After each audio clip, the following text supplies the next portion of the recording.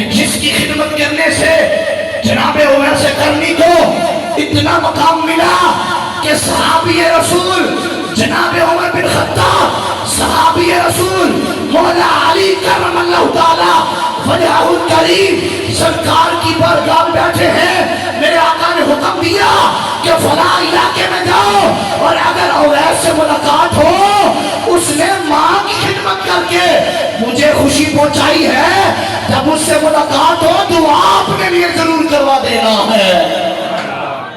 وہ جلیل القدر صحابہ جن کا رتبہ جناب صدیق اکبر کے بعد جناب عمر پاک کا ہے، پھر عثمان پاک کا ہے، پھر علی پاک کا ہے، اور حضرت اویس کرنی خیر التابعین ہے، صحابی نہیں بن سکے، خیر التابعین ہے، تابعین میں بڑا رتبہ ہے حضرت اویس کرنی کا، لیکن ماں کی خدمت کا اجر دیکھو۔ سرکار مولا علی سے اور حضرت عمر سے کہہ رہے ہیں جب اویس سے ملاقات ہونا تو اپنے لیے دعا ضرور کروانا۔ ماں کا مقام سمجھو، والدین کا مقام اتنا اعلیٰ ہے کہ جہاں پر قرآن میں رب نے توحید کا ذکر کیا، ساتھ ہی ساتھ نہ رب نے محبوب کے ساتھ ایسا حسن سلوک فرمایا اور سرکار کی تعظیم کو، توقیر کو یوں بیان فرماتے ہوئے جس کو جو عزت ملی سرکار کی وجہ سے ملی، ماں کو عزت ملی تو در مصطفیٰ سے ملی، بہنوں کو عزت ملی تو در مصطفیٰ سے ملی۔ کیسی عزت ملی ہے کہ جب سرکار آپ فرماتے ہیں کہ میری والدہ ابوا کے مقام پر ان کے جانے کا وقت قریب آیا، ماں کے ساتھ لپٹ کر سرکار روئے اور والدہ نے سرکار کو سامنے بٹھا کر جو تاریخی جملے بولے ہیں، غور کرو ماں کی تربیت۔ سرکار کی والدہ اماں آمینہ فرماتی ہیں بیٹے رو نا، سب کا ذکر ختم ہو جائے گا لیکن میرا ذکر صبح قیامت تک باقی رہے گا۔ کیوں؟ کیونکہ تجھ جیسا پاک بیٹا چھوڑ کے جا رہی۔ آج بیٹا نیک ہو، نمازی ہو، پرہیزگار ہو، قرآن پاک پڑھنے والا ہو، سب کہتے ہیں والدین کتنے چنگے ہوں گے جنہوں نے بیٹے کی ایسی تربیت کی ہے، ماں باپ کتنے سونے ہوں گے جنہوں نے بیٹے کو حافظ قرآن بنا دیا، بیٹے کو عالم دین بنا دیا۔ سمجھو سرکار نے اعلان نبوت فرمایا، امام جلال الدین سیوطی نے اس حدیث کو نقل کیا، میرے آقا جب سرکار کے ساتھ صحابہ جڑتے گئے، جمع کثیر مجمع لگ گیا مسجد نبی میں، میرے آقا کی آمد ہوئی، میرے آقا منبر پہ کھڑے ہوئے، جب میرے آقا منبر پہ چڑھے نا سارے صحابہ کھڑے ہو کر میرے آقا کا استقبال کر رہے ہیں، میرے آقا کی آنکھوں میں آنسو آ گئے، میرے آقا کی آنکھوں میں آنسو آئے۔ آج بیٹے کو رتبہ ملے تو ماں خوش ہو جاتی ہے، باپ خوش ہو جاتا ہے کہ میرے بیٹے کو اللہ نے یہ مقام و مرتبہ عطا فرما دیا ہے۔ سمجھو میرے آقا منبر پہ کھڑے ہیں، صحابہ سارے کھڑے ہو کر استقبال کر رہے ہیں، میرے آقا رو پڑے، میرے آقا نے فرمایا میرے صحابہ آج اگر میری ماں زندہ ہوتی، اگر آج میرے والد زندہ ہوتے، یہ منظر دیکھ کر کتنا خوش ہوتے۔ سنو ماں کا مقام، میرے آقا بتا رہے ہیں منبر پہ کھڑے ہو کے، میرے مصطفیٰ نے فرمایا اگر آج میری ماں زندہ ہوتی اور میں عشاء کی نماز پڑھا رہا ہوتا، میری ماں مجھے کہتی بیٹا محمد بات سنو، میں نماز توڑ کر ماں کے قدموں میں حاضر ہو جاتا۔ آج ہمارا عمل بیٹوں کا عمل، اکثریت عمل کیا ہے؟ عمل یہ بن گیا ماں بلاتی ہے بیٹے بات سنو، بیٹا کان ہی نہیں کرتا، اگر قریب چلا بھی جائے نا، قریب چلا بھی جائے ماں کے تو پھر یہ جملے بولتا ہے امی کی آ میں رہے او ویلا بیٹھا تو اس کی کیوں نہ اپنے، تو کتنا مقدر والا ہے، سب بیٹوں میں سے ماں نے تجھے پکارا ہے۔ آج ہمیں نا میں کسی بہت سی نظروں پہ بھی کیے ہیں، ربی الاول میں، ربی ثانی میں، کبھی کوئی علامہ پکار رہا ہے، کبھی کوئی مفتی پکار رہا ہے، کبھی کوئی پیر پکار رہا ہے، مزہ نہیں آتا۔ جب ماں کہتی ہے نا پتر گل سنے نا، جو مٹھاس اس میں آتی ہے نا، جو ماں کی ان بولیوں میں مٹھاس آتی ہے نا، وہ بڑے بڑے رکوات میں بھی نہیں آتی ہے۔ جب ماں بلاتی ہے نا تو فوراً جایا کرے۔ آج ایک شریعت نے والدین کو اولڈ ہاؤس میں چھوڑا ہے، یتیم خانہ میں چھوڑا ہے، کیا منہ دکھاؤ گے آقا کو؟ مصطفیٰ صحابی رسول یمن سے آئے اور آ کر سرکار سے کہتے ہیں یا رسول اللہ پیچھے سب چھوڑ آیا ہو، اب آپ کی خدمت کروں گا۔ میرے آقا نے ہاتھ پکڑ کے فرمایا اے میرے صحابی بتا ماں زندہ ہے؟ کہا جی یا رسول اللہ۔ اے میرے صحابی بتا باپ زندہ ہے؟ کہا جی یا رسول اللہ۔ میرے آقا نے فرمایا بتا جب چھوڑ کے آئے ہو وہ دونوں ہنس رہے تھے یا رو رہے تھے؟ بیٹا جدا ہو کون سا والد ہے جو خوش ہوتا ہے؟ کون سی ماں ہے جو خوش ہوتی ہے؟ صحابی رسول نے کہا یا رسول اللہ یمکیانی دونوں رو رہے تھے۔ میرے مصطفیٰ نے یمن کی طرف منہ کر کے صحابی کا ہاتھ پکڑ کے فرمایا اے صحابی ارجی الیہما فابیکما کما ابقیتہما۔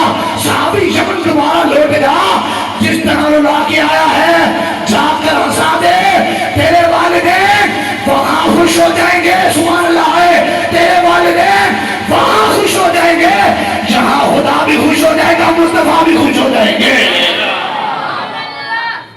والدین کی خوشی رب کی خوشی ہے، والدین کی خوشی مصطفیٰ کریم کی خوشی ہے صلی اللہ علیہ وآلہ وسلم۔ تو والدین راضی ہیں تو رب بھی راضی ہے، والدین ناراض ہے تو رب بھی ناراض ہے۔ آج ایک بڑا طبقہ ایسا ہے جو والدین کا نافرمان ہو گیا، والدین کی بات نہیں سنتا۔ اپنے والدین کی قدر کرو، دنیا سے چلے جاتے ہیں نا، یہ ماں باپ بچے پر ایک گھنے درخت کی چھاؤں کی طرح ہوتے ہیں۔ جو گرمی ہے سردی ہے، درخت دیکھا ہے گھنے چھاؤں والا، جو بارش ہے پہلے خود اپنے اوپر لیتا ہے، گرمی ہے پہلے خود اپنے اوپر لی جاتی ہے، سب چیزیں وہ برداشت کرتے ہیں، لیکن سائے میں کھڑے ہونے والے پر کوئی چیز پہنچنے نہیں دیتے۔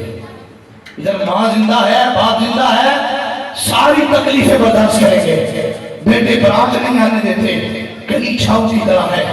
غور کرو جب تم پر سے وہ چھاؤں ہٹ گئی، وہ چلے گئے، مصیبتیں تمہارا گھیرا کر لیں گی، تمہیں پھر پتہ چلے گا والدین کی قدر کیا ہے، ماں کی قدر کیا ہے، باپ کی قدر کیا ہے۔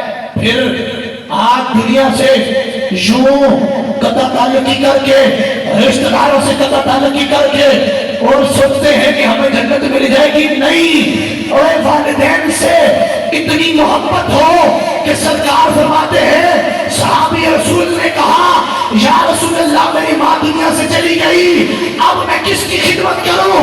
میرے آقا نے فرمایا تیری خالہ زندہ ہے؟ کہا جی یا رسول اللہ۔ میرے آقا نے فرمایا اپنی خالہ کی خدمت کر، ماں تیری قبر میں خوش ہو جائے گی، ادھر رب بھی خوش ہو جائے گا۔ سرکار علیہ السلام کے صحابہ نے یہ حدیثیں سرکار سے سنی کہ باپ دنیا سے چلا جائے تو باپ کے رشتہ داروں کے ساتھ اس نے سلوک کرنا ہے، چچا ہے تایا ہے، باپ کے جتنے بھی رشتہ دار ہیں ان کے ساتھ اس نے سلوک کرنا ہے۔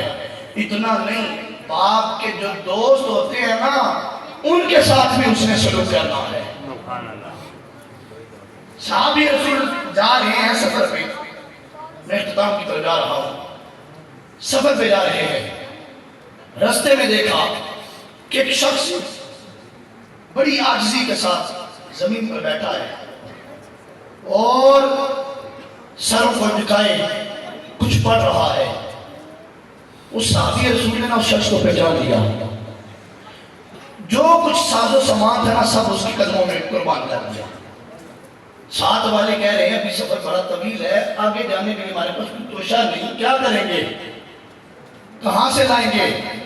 صحابی رسول نے کہا وہ پتہ ہے کون تھا؟ باقیہ نے کہا کہ ہم نہیں جانتے وہ کون تھا۔ صحابی رسول نے کہا یہ وہ شخص ہے جو میرے باپ کے ساتھ اٹھنے بیٹھنے میں شریک تھا، میرے باپ کے دکھ درد کا ساتھی تھا، آج اس پر مصیبت آئی ہے، پریشانی آئی ہے تو ایسا کیسے ہو سکتا ہے؟ میں نے سرکار سے سنا ہے جو باپ کے دوستوں کے ساتھ یا ماں کی سہیلیوں کے ساتھ اس نے سلوک کرتا ہے، رب قبر میں والدین کی بخشش فرما دیتا ہے۔ تو یہ یہاں خوش ہو جائے گا، میرا باپ قبر میں خوش ہو جائے گا۔ تو ایسے حسن سلوک کرنا ہے، ایسے ان کی خدمت کرنی ہے۔ تو جہاں پر والدین دنیا سے چلے جائیں ہاں ختم نہیں ہوتا، ان کے ساتھ حسن سلوک ختم نہیں ہوتا، ان کی قبر پہ حاضری دو، جا کے دعا مانگو، ان کے ساتھ ہو جاؤ.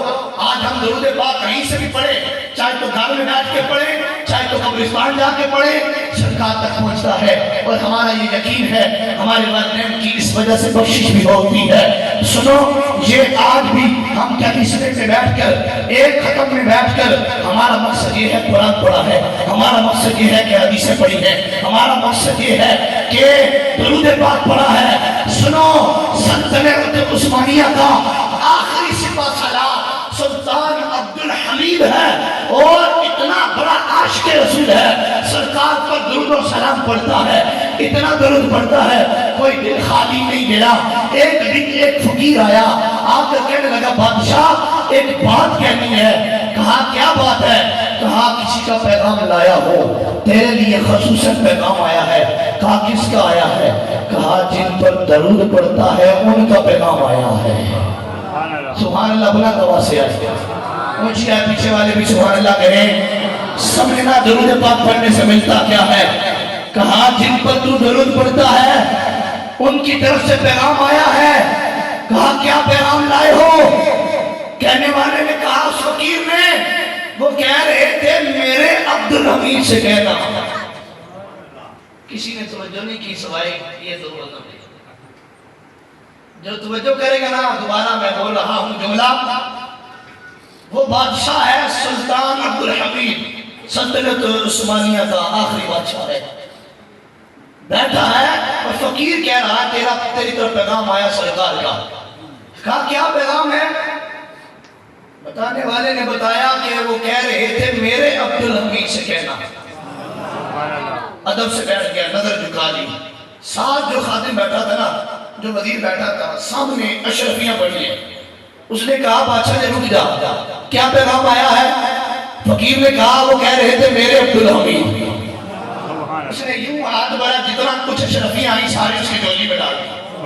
کہا کیا پیغام آیا ہے؟ کہا میرے عبد الحمید. پھر اٹھایا, پھر اس کی جولی میں. کہا کیا پیغام آیا؟ کہا میرے عبد الحمید. پھر اٹھایا, کتنی مرتبہ کیا, وزیروں نے ہاتھ روک لیا. کہا ابھی کچھ نہ دے, اگر آپ دیتے رہے تو سارا مال خالی ہو جائے گا. کہا تم نے مجھے روکا کیوں؟ تم سمجھ نہیں رہے جن کا پیغام آیا ہے میں کیوں درود پڑھتا ہوں کہ ایک مرتبہ ان کی زبان سے یہ پیغام آ جائے کہ میرا عبد الحمید